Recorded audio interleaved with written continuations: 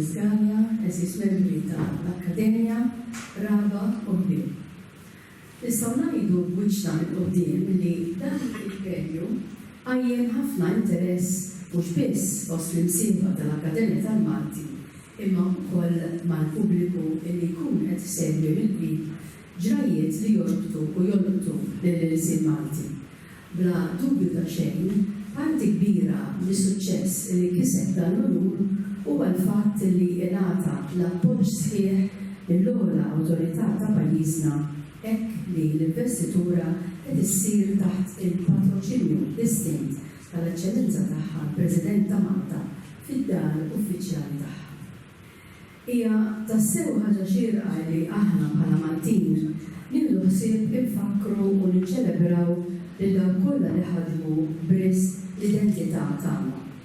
Min b'mod u min ieħor ma fuq kollox dawk li jaħdmu fis-sikta ta' darhom mitfulin għall-kodba, mitlufin fir-riċerka biex dejjem jikxfulna s-seħer tal-silna u eruna. Fl-modi mhux l-ewwel darba li nsejna nagħmlu l-kontijiet tagħna ma' dawk il-patriotti li ħadmu u stinkaw għall-ġensna u kien biss fis-saħħa ta' dawk il-ftit toddhom fuq is-swaba ta' id waħda illi żammew il-fjamma taqbad u d-dawl għad-derħ lil ta' warajhom biex illum għandna mhux biss il-monumenti ta' dawn il-qalbina illi fi żmienhom nieshom ma femuhomx, imma għandna wkoll il-kutba tagħhom u riċerka ma taqta' xejn fuq ħidmithom. Ix-xewqa tagħna għaldaqstant tibqa' li fl-14 ta' Novembru ta' kull sena jum l-Akkademja tal-Malti tingħata l-Midalja tad-Deheb ġieħ l-Akkademja tal-Malti lil min ikun iddistingwa ruħu ħidmietu għall-iżvilupp tal-Insil Malti u l-letteratura Maltija. Ħidma li tkun għaddiet mill-arbien taż-żmien tat il-frott u li minnha pajjiżna jkun stana mill-saħħa tar-rieda u l-impenn sħiħ tiegħu u forsi anke kontra il-kurrent ta' żmienu. Kif tafu is-sena li għaddiet onorajna lil Professur Oliver Friggili f'dan il-ġieħ tant misħobb għall-ħidma li wettaq tul ħajtu kollha b'sakrifiċċju, b'imħabba, b'żelu għal-art welidu. 4 ilu stajna minn ġdid naraw bajnejna u nisimgħu b'widnejna il-ġmiel tal-silna fidejn dan li mallem kbir tal-kelma Maltija waqt l-oratorju Pawlu ta' Malta fl-okkażjoni tal-1950 anniversarju mill-martirju ta' San Pawl. Ħaldejjem il-poplu ġibeħ ġaru biex jerġa' jisma' l-versi kif jaf isensilhom Oliver Friggili imlewna bil-mużika ta' Maestro Charles Camilleri. Il-katedral tal-Indina kien mimli daqs bajda kulħadd imsaħħar jisma' l-orkestra fil-armonika ta' Malta teżegwixxi l-oratorju li jinstema' l-ewwel darba 32 sena ilu. Nittamaw li b'okkażjoni bħal din inkunu qed inħallsu xi ftit mid-dejn li għandna magħkom intom li taħdmu fi skiet u nterqu fejn ħadd ieħor aktarx li qatt ma joħlom li se jirfes b'ħajtu kollha. U ġist ċkejken li nittamaw li sarraf mhux biss bħala rat ta' ħajr għall-ħidma li l-persuna tkun għamlet fl-għexieren ta' ħajjita, imma jiswa wkoll biex jagħmel kuraġġ liż-żgħażagħ tagħna biex jissukkaw fl-istudju tagħhom b'mod speċjali dawk li qed jinvestu ħilhom fil-kultura ta' ġensna, fil-silna u fil-letteratura li llum nistgħu niftaħru li għandna u nkunu kburin biha. Kif issirna s-sena li għaddiet, nerġgħu intennu kliemna. Aħna llum nemmnu li l-ħsieb ta' missirijietna twettaq bisħieħ imma jidrilna li għad fadal ħafna xi jsir biex il-ħolma li ħolhom vassalli tixxettel fil-qlub tal-Maltin kollha u twarrat ta' bilħaq fl-imħuħ ta' wliedna. Għaldaqstant nemmnu bissieħ li l-premju ta' din is-sena se jkun qed jagħti sinjal ieħor ta' apprezzament u fiduċja sieħa lil dawk li taw serhom biex vassalli mhux biss ma jintesix imma fuq kollox jingħataw ilek. Jalla dak id-dawl li tkelbes fis-sir l-Insil Malti ikompli jdawwalna biex ġensna jibqa' jħabbrek u joss dan il-wirt tant ażiż li kif jgħid il-poeta bih aħna Malti sewa.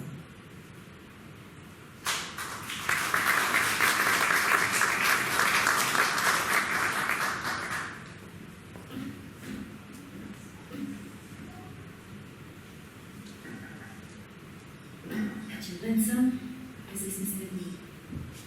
F'dawn il-ftit minuti li ġejjin se jkun qed nagħtu ħarsa lejn il-ħidma li għamlet l-Akkademja tal-Malti matul dawn l-aħħar snin.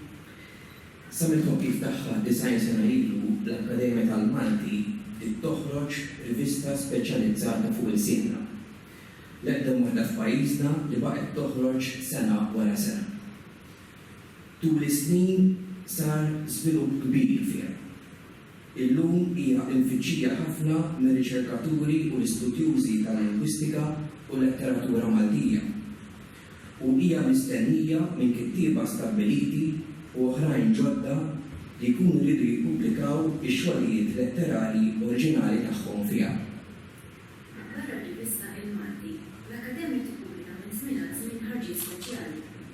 Hekk għamlet biżewġ kotba li ħarġet fuq il-poetessa Doreen Micallef, wieħed bil-poeżiji kollha tagħha u li huwa mistenni fuqha frott konferenza li saret ġieħa teluq l-10 snin minn mewta. Hekk ġara wkoll ftit snin ilu fuq ir-riċerkatur Lindsay Jusegat.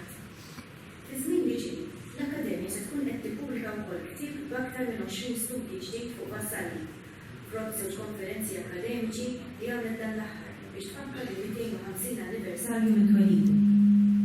L-Akkademja ma toħroġ il-pubblikazzjonijiet hi biss, imma fejn tista' tgħin il-kittieba u studjużi tal-Malti fit-tnedijiet ta' xogħlijiet ġodda importanti fuq il-sinna. Hekk għamlet ngħidu aħna mal-Maestro Donigalja meta ħareġ CDs poeżiji mużikati ta' wħud mill-aqwa poeti Maltin ta' żmienna. Hekk għamlet ukoll l-aħħar ktieb fuq vassalli li ħareġ il-Monsinjur Lawrence Kabija. Ta' min isemmi li dakinhar ukoll l-Akkademja ippreżentat il-prospett għall-Assoċjazzjoni tal-Leksikon ta' Vassalli li ħalset ir-restawr tiegħu. Ftit snin qabel l-Akkademja kienet ħalset ukoll ir-restawr tal-Kantilena, l-ewwel poeżija bil-Malti li nkitbet 500 sena ilu. L-Akkademja tal-Malti, illum insiemna mal-European Writers Congress, komplet torganizza numru ta' attivitajiet uħud biex jippromovu l-Malti u oħrajn biex jifandru l-istudju fuq.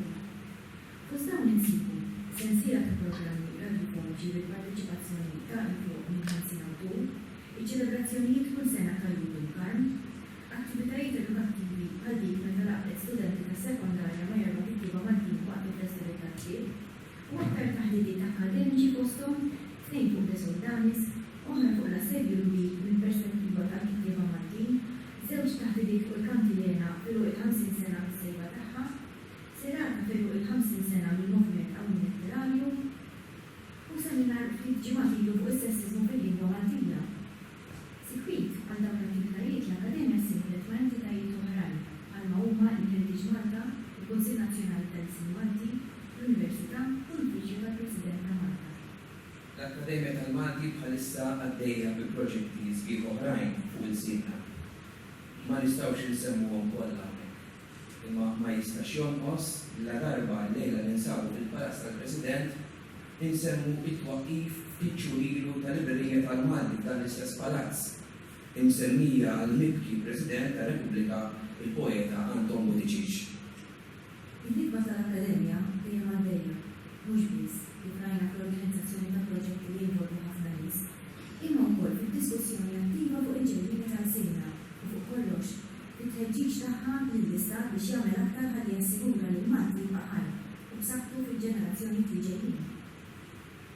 Nixtiequ ntemmu din it-taħdita tagħna billi nsemmu l-memorji ta' tliet ħaddiema ħabrika tal-Malti, ix-xandara Susan Malteni, u fil-kien magħha xandara sensiela ta' programmi tal-Malti, il-poeta Mario Bezzina u r-riċerkatur Carmelo Bonavilla, membru anzja tal-Akkademja li għamel snin twal ir-riċerka fuq vassalli. Barra minn hekk, fisem il-Kunsill tal-Akkademja tal-Malti u l-imsemmit tagħha, nixtiequ nroddu ħaj minn qalbna li membri li jsibu li jaħdmu b'mod volontarju fil-Kunsilli tal-Akkademja tal-Malti. U b'mod speċjali Mr. Joe Burge. Grazzi.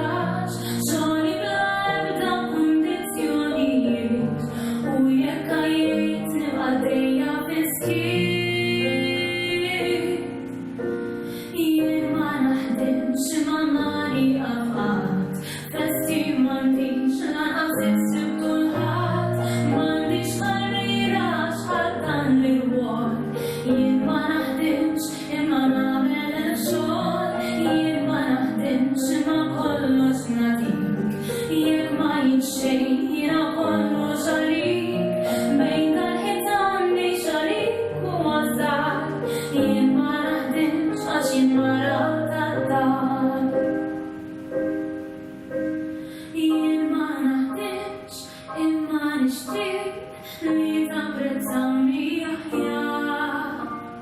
Ma jimpurtax l-aqwa li naf illi tinsabu kontenti b'tibda.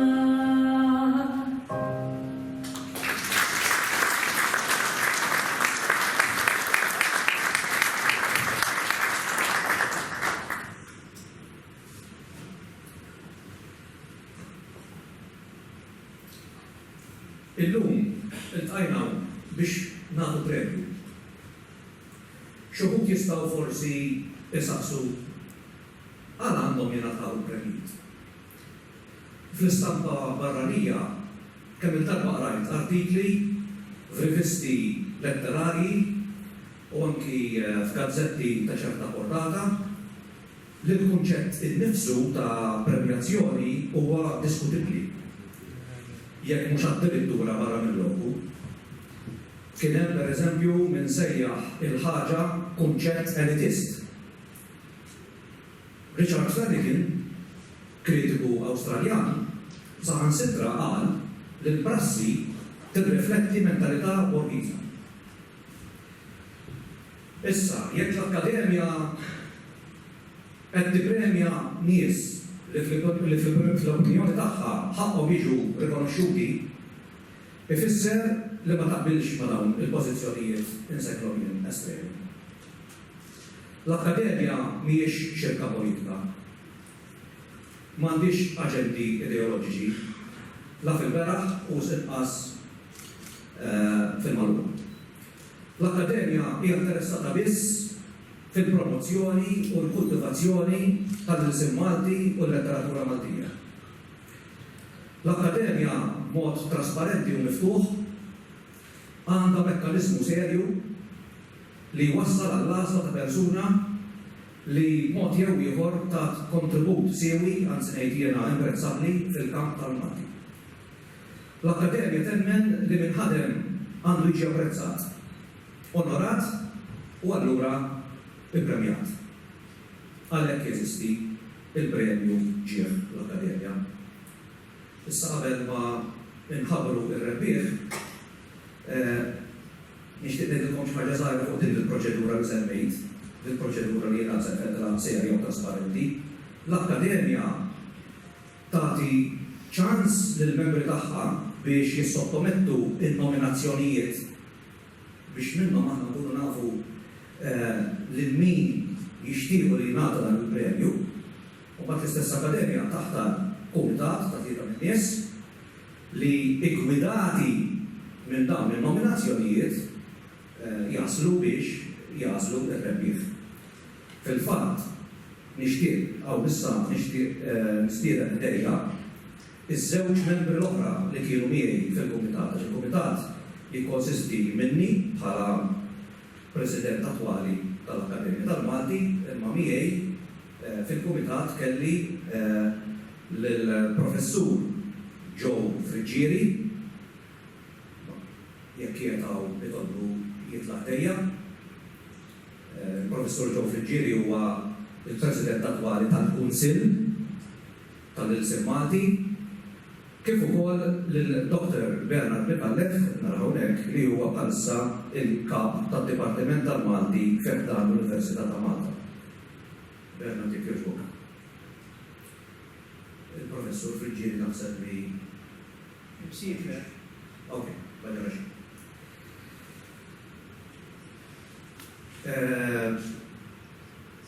Bi pjaċir kbir inħabbar l-rebbieħ ta' din is-sena tal-medalja ġieħ l-Akkademja huwa Monsignor Lawrence Capilla.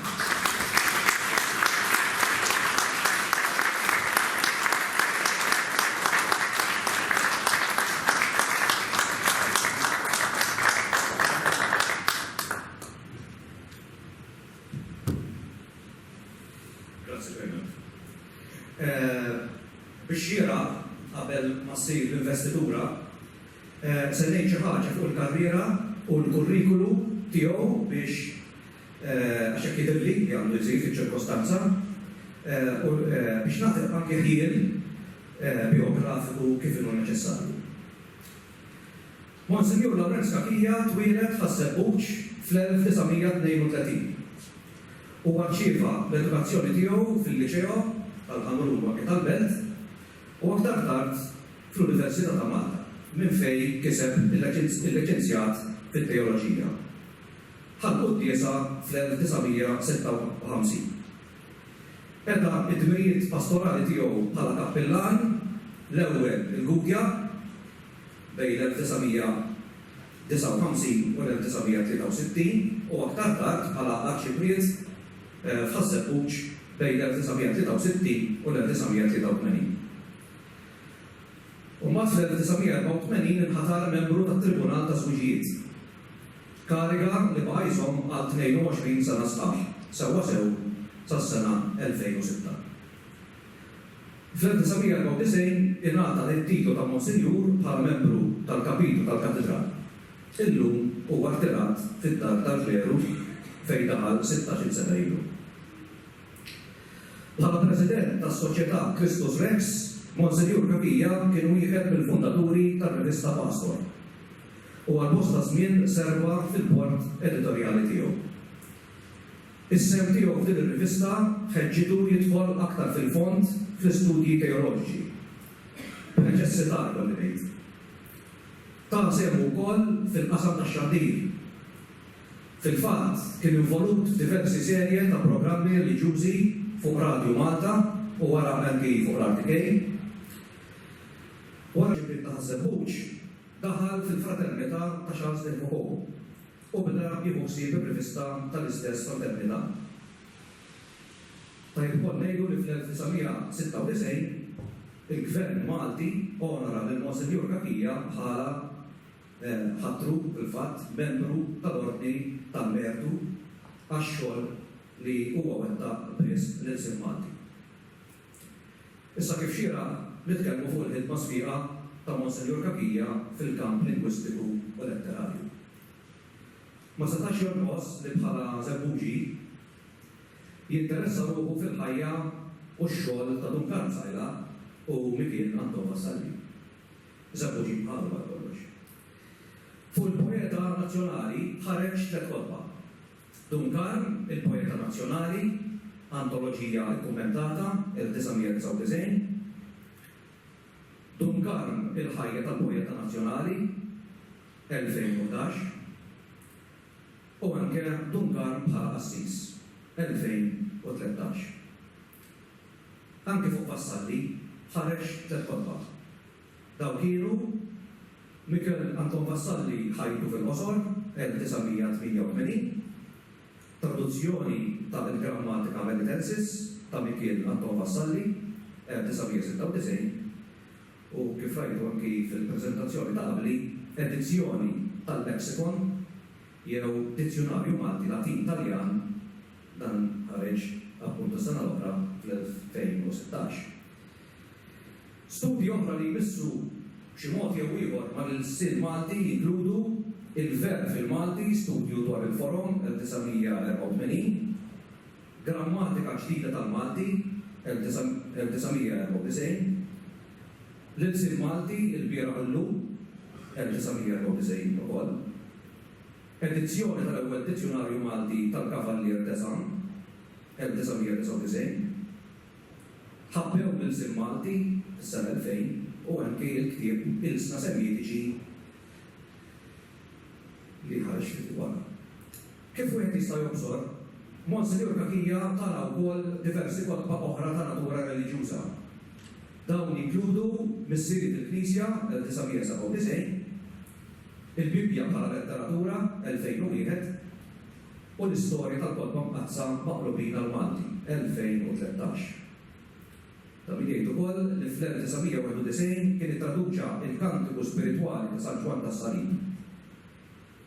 Meta morna narawh fid-dar tal-Kleru għallinna li l-aħħar xogħol tiegħu huwa il-konċilji ekumeniċi li huwa pubblikazzjoni ta' dis-sena stess.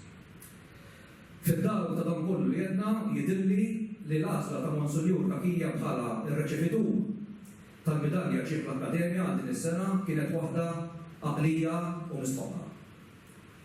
Aktar qabel semmejt il-ktieb ħabbew lil Sin Malti u għed mill-tolba tiegħu. U appuntu jitilli li Monsinjur Kakija se jirċievi dan il-premju għax tassew ħabb u għadu jħobb lil Sin Malti. U l-mertu tiegħu ikolli ngħid ikompli jikber għax tul dawn is-snin kollha. Monsinjur Kakija ħadem b'umiltà kbira mingħajr daqq ta' trombi u mingħajr qatt ma ħalla l-vanaglorja ta' miegħ. Għalhekk fisem l-Akkademja nifraħlu.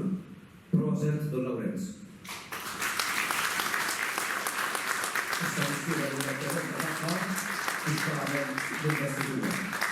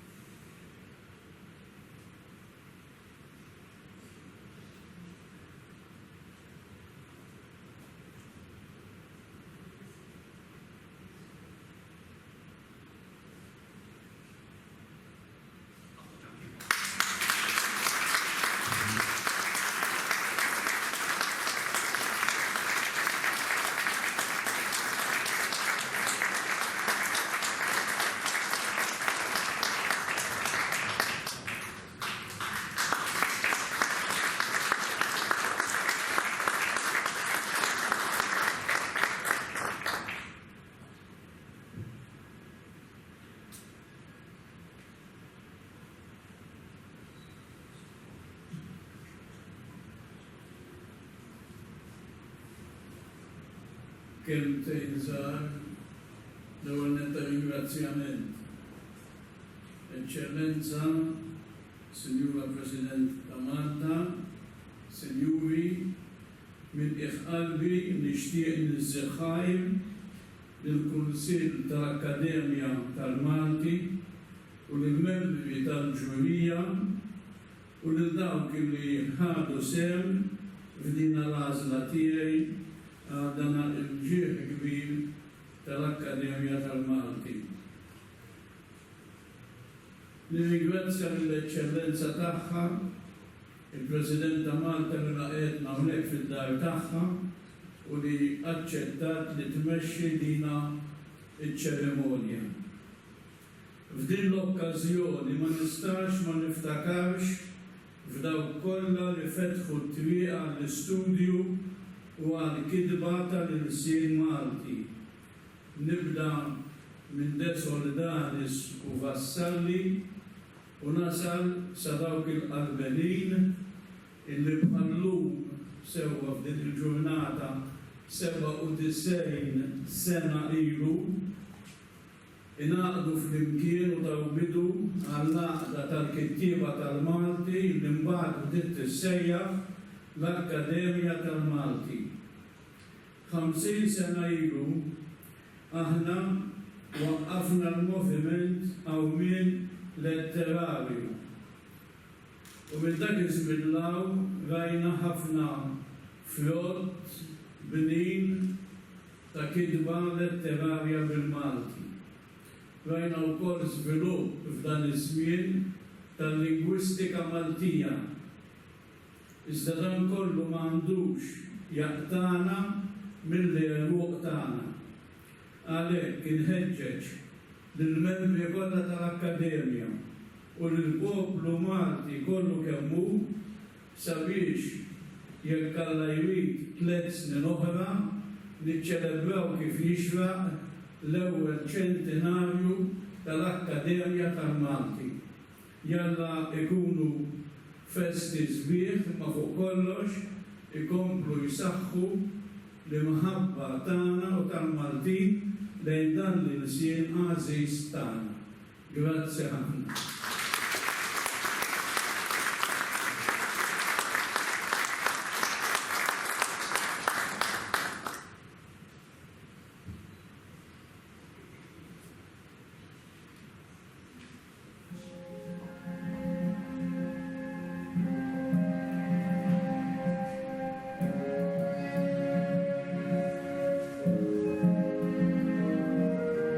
Harse Kalia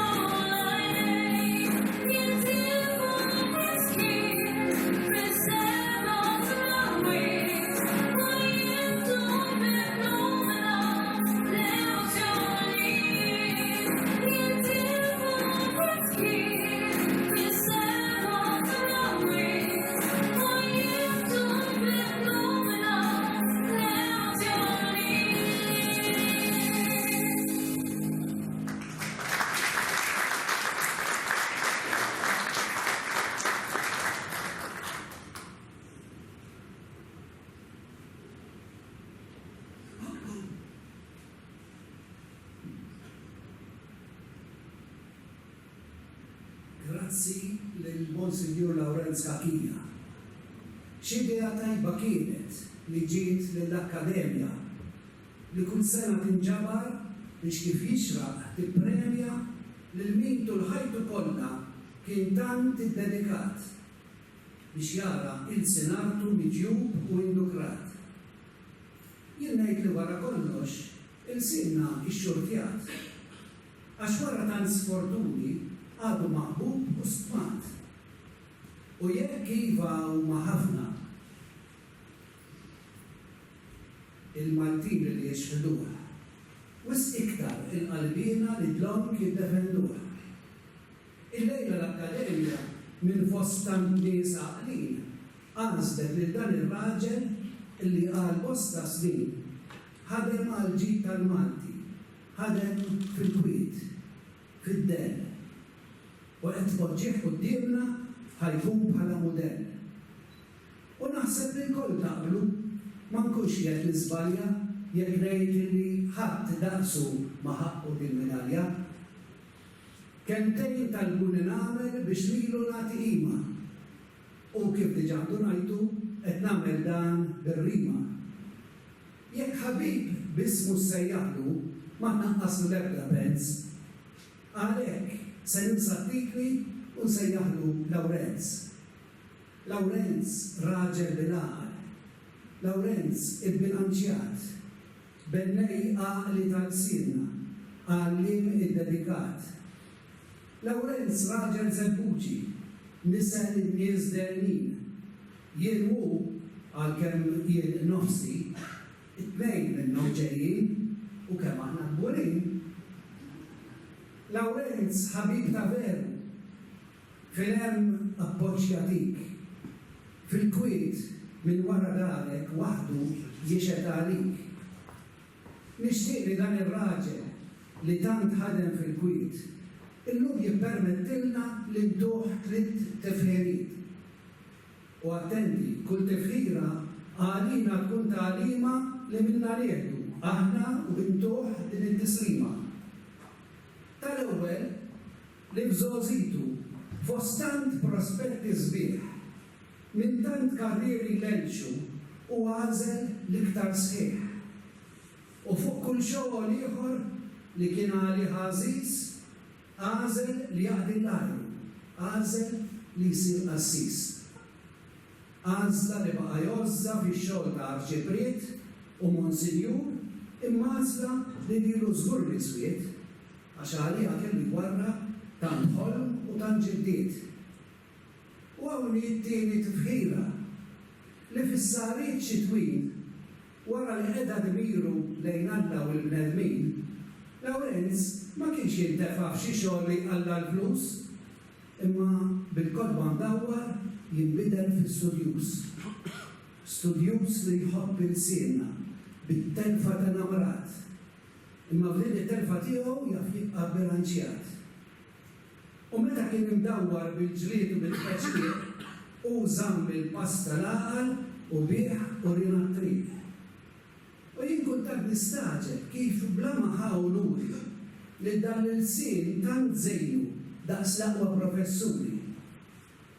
Daħal fil-ġrajja mbeda tal-ilsna is-semin biex juri mrejnu mnissel il-sien tagħna l-Maltin.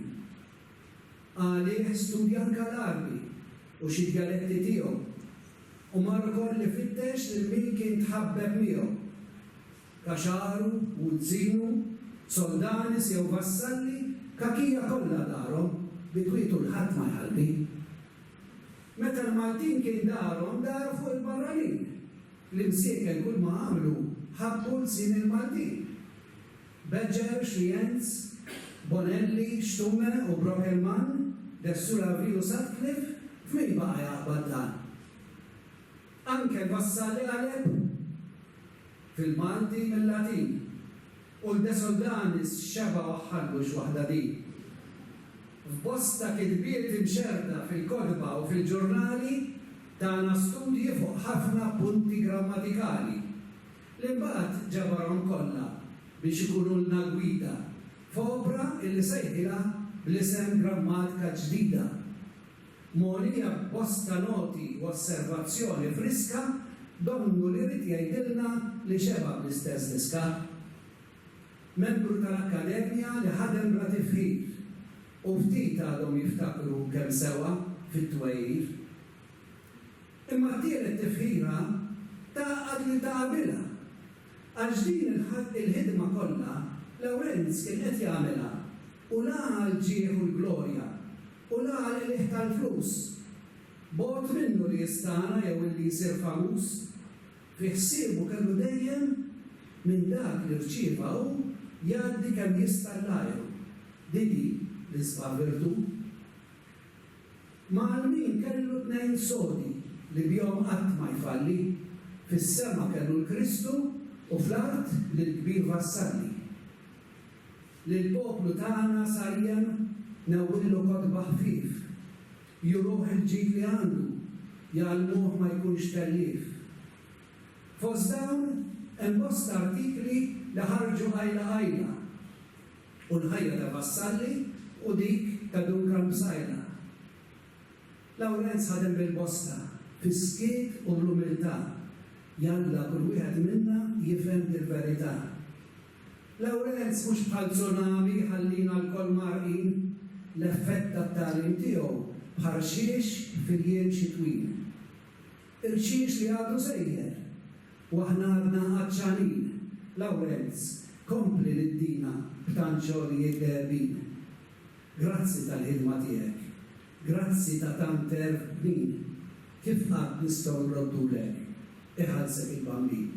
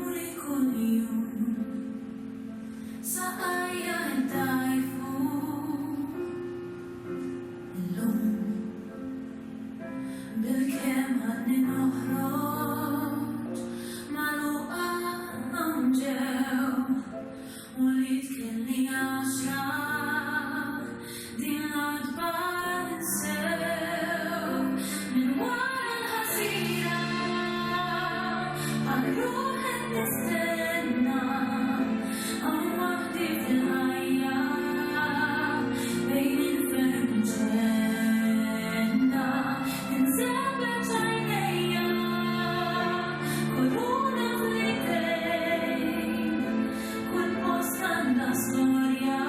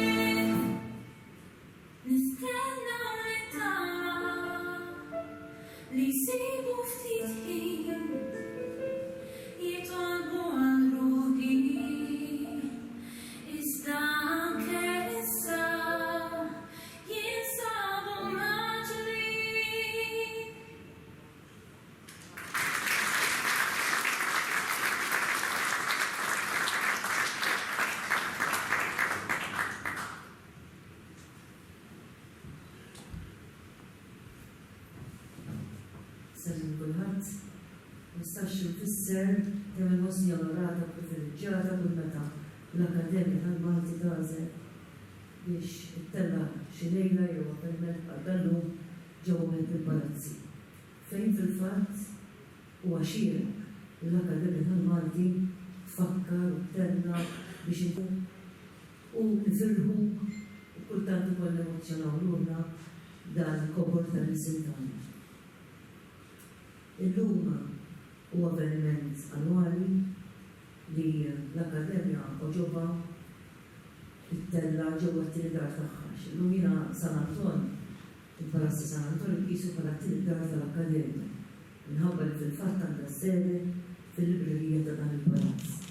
Librerija li jiena ħafna gburija biha għax inħoss li ġibna r-ruħ ġol Palazzi San Anton imma aktar minn hemm ukoll ġibna l-Akkademja tal-Malti propri bħala il-kuratur ta' din il-librerija li t-tama tkun tintela bil-kodba għalet tkun tassew librerija fejn nagħtu ġieli l-Sintana, fejn napprezzaw il-kittieba tagħna, fejn nuru l-kapaċità ta' ġensa. U propju dan, Monsignor Lawrence Gatt, rrid ngħidlek grazzi fisem il-poplu Malti Għawġi. Tal-ġid kbir li għamilt il-ġensa, kitbietek, ta' dan l-arfien, ta' dal-kobor ta' Sintana, uniku fid-dinja, ta' dik gżira daqs naqra f'nofs il-Mediterran, li ħafna drabi fuq il-mappa għaz bistidem, imma għandha dan il-sin li jaxxaqna, li jiblinna qalbna, f'sens ta' fer, imma aktar minn hekk li jagħtina din l-identità unika. U rrid nagħtik ħajr għaliex kittiba bħalek, bla dubju ta' xejn, il-ġid li għamiltu l-ġensna huwa bil-wis, ġifieri medalja tad-deb tal-Akkademja huwa biss storja żejra ta' dak il-kobor li inti wettaqt. U allura Dr. Nassar nittama li għadjettilna fil-bidu li tal-premju u d-dilemmiet li għaw jekk għandix nagħtu premju u lejna naqbel ma dawk li għandna iva nagħtu rikonoxximent, narfu lil dawk fostna li jkunu għamlu tanġid u speċjalment jkomplu l-fakku jżommu ħaj l-identità ta' pajjiżna. Il-lingwa tagħna tiddistingwina. Il-lingwa tagħna hemm min jgħid għax ma ssibx il-kelma, għax ma fqira fil-vokabularju, ma mu veru xejn. Probabbilment huma dawk li jażlu li jfittxu it-triq qasira flok jarbu għal jsibu il-kobor u l-ġid ta' din l-identità li l-lingwa tagħna li tagħti l-ġensa.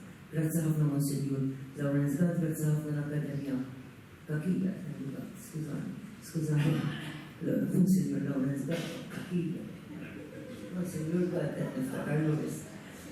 Monsignor Lawrence Kakija. Grazzi ħafna ta' ġid li għamilt-ilna ġid muħajn telefat. Ringrazzjak.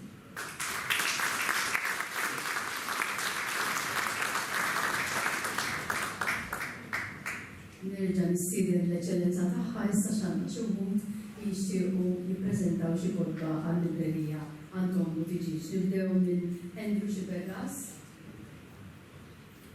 Hawnhekk hija. Għandna wkoll il-Prof. Sentni Aquilina.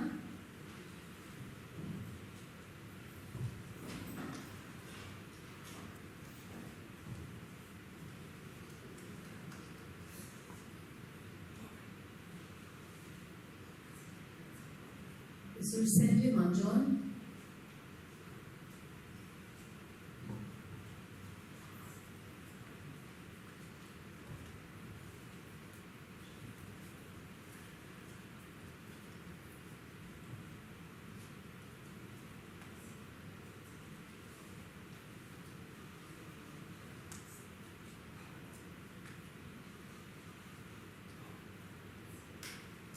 Il-Professur Charles Briffa.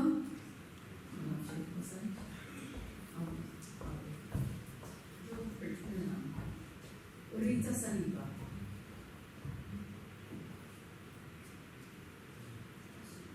Ma ġiex naħseb Professur Briffa. Rita.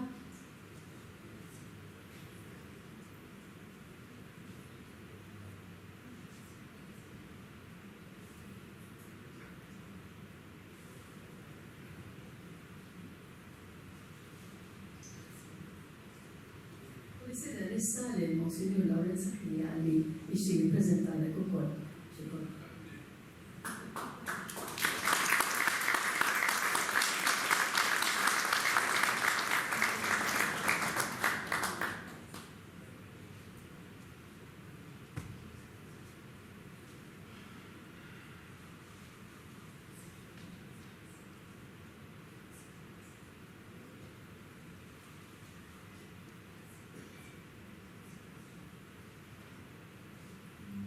Ġejna fit-tmiem ta' dina s-serata sabiħa l-lejla, nirringrazzja il-kom li attendejtu, nirringrazzja lil Joe Borg, baqa' wara, saqsita li Joe, li huwa segretarju